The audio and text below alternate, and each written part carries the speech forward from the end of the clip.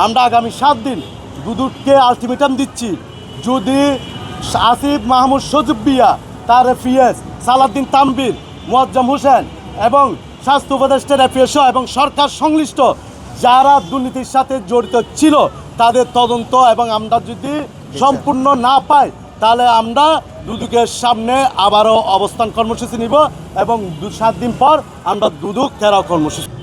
আমরা যাদের বিরুদ্ধে মাস দুদক করেছিলাম, দুদকে গিয়েছিলাম, সেটা হচ্ছে স্বাস্থ্য উপদেষ্টার এফিএস, পিও এবং বর্তমান শ্রম ক্রীড়া মন্ত্রণালয়ের এফিএস মোয়াজ্জেম হোসেনের বিরুদ্ধে এবং আরেকজনের বিরুদ্ধে আমরা অভিযোগ দিয়েছিলাম, সেটা হচ্ছে তৎকালীন এনসিপির নেতা সালাউদ্দিন তানভীর। আপনারা দেখেছিলেন 5 আগস্ট পরবর্তী সচিবালয় থেকে বসে বসে ডিসি নিউজের একটা পত্রিকায় নিউজ হয়েছিল যুগান্তরে, যা সুস্পষ্ট একটা লঙ্ঘন। সেটা আসার পরও এনসিপি কিংবা স্বরাষ্ট্র মন্ত্রণালয় একটা তদন্ত কমিটি পর্যন্ত করেনি। এরপরে সালাউদ্দিন তানভীরের বিরুদ্ধে আরেকটা অভিযোগ এসেছিল, সেটা হচ্ছে এনসিটিভির বিরুদ্ধে, এনসিটিভি থেকে সে টাকাকে কাগজ সরবরাহ সহ নিম্নমানের জিনিস দেওয়ার জন্য সে তদবির করেছে। এই ধরনের অসংখ্য অভিযোগ ছিল এবং আপনারা দেখেছেন আমরা দুদকে যখন অভিযোগ নিয়ে গেছিলাম, দুদকে যখন আমরা অভিযোগ করেছিলাম, মোয়াজ্জেম হোসেন যিনি আসিফ মাহমুদের হচ্ছে এফিএস ছিল, স্বাস্থ্য উপদেষ্টার এফিএস ছিল হচ্ছে তুহিন পারাবি, তাদেরকে কিন্তু তখন আপনাদের ওই মন্ত্রণালয় থেকে তাদেরকে অব্যাহতি দিয়েছিল এবং বহিষ্কার করেছিল।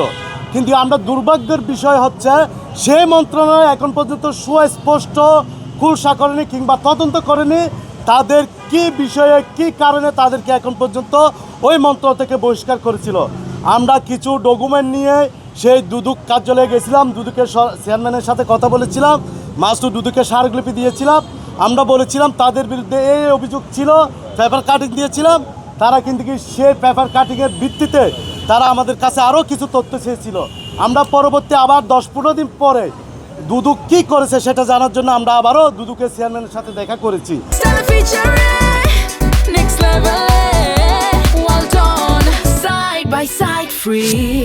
দুদক চেয়ারম্যান বলেছে আমরা সর্বোচ্চ চেষ্টা করব, কিন্তু অদৃশ্য কোনো কারণে আমরা সেটা ঝুলে থাকতে আমরা দেখতে পারছি। আপনারা জানেন আসিফ মাহমুদ সজীব জুলাই গণ অভ্যুত্থানের 1500 শহীদ, 30,000 আহতদের রক্তের উপর দাঁড়িয়ে, আমাদের শ্রম গ্রামের এবং ত্যাগের উপর দাঁড়িয়ে সে কিন্তু ক্ষমতার মসনদে চেয়ারে বসেছিল। ডক্টর ইউনূস আমাদের ত্যাগ, শ্রম, আমাদের সংগ্রামের এবং রক্তের উপরে দাঁড়িয়ে কিন্তু জুলাই গণ অভ্যুত্থানের পরবর্তী এই ক্ষমতার মসনদে বসেছিল। আমরা আশা করেছিলাম জুলাই গণ অভ্যুত্থান আমরা যে কারণে সংগঠিত করেছি একটা মানবিক, দুর্নীতিমুক্ত, লুটপাটমুক্ত বাংলাদেশ গঠনের জন্য, যেখানে নিক বাণিজ্য থাকবে না, যেখানে ঘুষ বাণিজ্য থাকবে না, তদবির বাণিজ্য থাকবে না। কিন্তু 5 আগস্ট পরবর্তী আমরা যেটা পেয়েছি তার ঠিক উল্টো। বাংলাদেশ এখন ঠিক বাংলাদেশের মতো নাই। আপনারা দেখেছেন ওই গুলশানের একটা চাঁদাবাজির মামলায় জানে আলম অপু সাথে সিসিটিভি ফুটেছে আপনারা দেখতে পাচ্ছেন। আসিফ মাহমুদ ওয়াশিংটনে গিয়েছিল, সে বলে ওয়াশিংটনে গিয়েছিল কিন্তু সে চাঁদার জন্য গিয়েছিল। এরকম অসংখ্য তথ্য প্রমাণ থাকার পরও দুদক কেন নীরব বা সরকার কেন নীরব আমাদের বুঝে আসে না।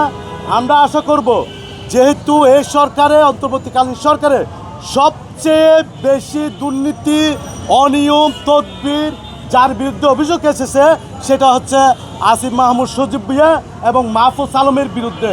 অতএব আমরা সরকারকে আহ্বান করব, সাথে দুদক কমিশনকে আহ্বান করব, আপনারা সঠিক তদন্ত করুন। যদি না পারেন আমরা কিন্তু প্রেস ক্লাবের সামনে জনতার আদালতের মাধ্যমে সে তথ্য উপত্যা নিয়ে আমরা তাদের বিচার করব। অতএব আমরা দুর্নীতির সাথে আপোষ করব না। আপনারা এরকম অসংখ্য অভিযোগ জানার পরও কেন চুপ হয়ে আছেন আমরা জানি না। আপনারা দেখেছেন উত্তরের মেয়র কারা নিয়োগ দিয়েছে, সেটাও কিন্তু কি অনেকবার পেপার পত্রিকায় এসেছে, বিভিন্ন গণমাধ্যমে এসেছে, তাও কিন্তু কি সরকার থেকে কোনো রকম আমরা সহযোগিতা পাইনি। অতএব আমরা আশা করব অন্তর্বর্তীকালীন সরকারের প্রধান ডক্টর মোহাম্মদ ইউনূস, যিনি আমাদের ত্যাগ, শ্রম, রক্ত, ঘামের উপর ক্ষমতার মসনদে বসেছে, আপনারা 1500 শহীদ এবং 30,000 আহতদের রক্তের সাথে বেইমানি না করে এই দেশকে একটা সুন্দর দুর্নীতিমুক্ত বাংলাদেশ হিসেবে গড়ে তোলার যেই প্রত্যয় নিয়ে চেয়ারে বসেছেন, সেই প্রত্যয়টা লেখে সম্পূর্ণ করে অন্তত আপনারা ক্ষমতাটা ছাড়বেন। অতএব আমরা তাদের বিচার, সুস্পষ্ট বিচার আমরা আশা করি। আমরা আগামী 7 দিন দুদককে আলটিমেটাম দিচ্ছি, যদি আসিফ মাহমুদ সজীব তারেক পিএস, সালাউদ্দিন তানভীর, মোয়াজ্জেম হোসেন এবং স্বাস্থ্য উপদেষ্টা রেফিএসহ এবং সরকার সংশ্লিষ্ট যারা দুর্নীতির সাথে জড়িত ছিল তাদের তদন্ত এবং আমরা যদি সম্পূর্ণ না পাই তাহলে আমরা দুদকের সামনে আবারও অবস্থান কর্মসূচি নিব এবং 7 দিন পর আমরা দুদক ঘেরাও কর্মসূচি দিব। অতএব আমরা আপোষ করব না।